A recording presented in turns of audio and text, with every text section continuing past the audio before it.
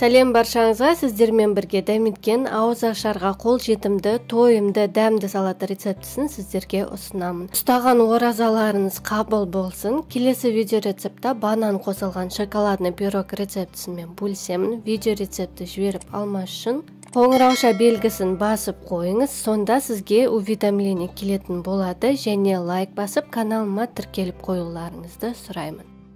Салатқа қажет заттардың құрамын видеоның астындағы описание бөлімінде жазып қалдырамын. Бір үлкенде жуаны тақтайшада тураймыз, 2 сәбізді ірі көзді үкіштен өткіземіз.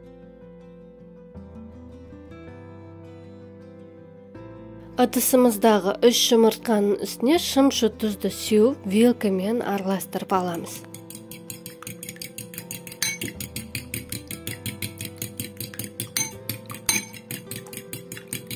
400 грамм тауық бауырын онда аунатып аламыз. Сиыр бауырын қолдануға болады, бірақ тауықтың бауыры сондай нәзік және жұмсақ болады.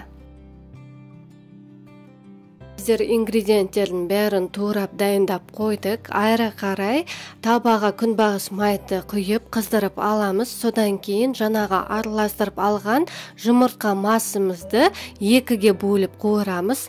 Бізде осындай 2 омлет болып шығуы керек.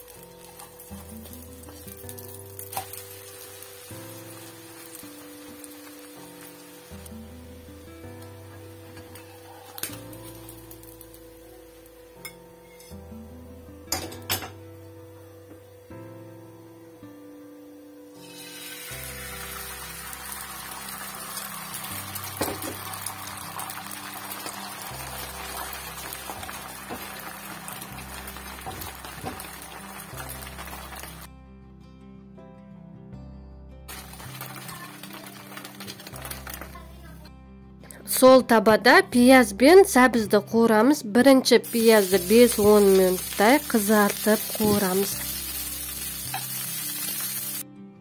Қызарып жұмсақ болғаннан кейін үстінен сәбізді қосып, дәміне қарай шымшы тұз, бұрышты қосып араластырып аламыз. 10 минуттай пісіреміз.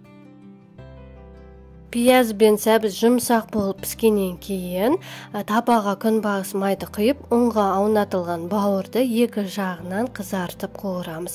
Бауыр бізде жұмсақ болып піседі. Дәміне қарай шымшы тұз қосамыз. Осылай қызарып пісіп шығу керек. Енді омлетті тақтайшада жолақтап тураймыз.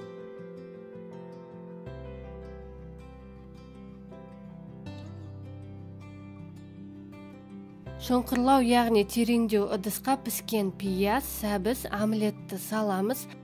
Тақтайшада бауырды тураймыз, ыдысымызға саламыз. Енді 150-200 грамм майонезге 25 грамм горчица, қара бұрышты салып араластырамыз.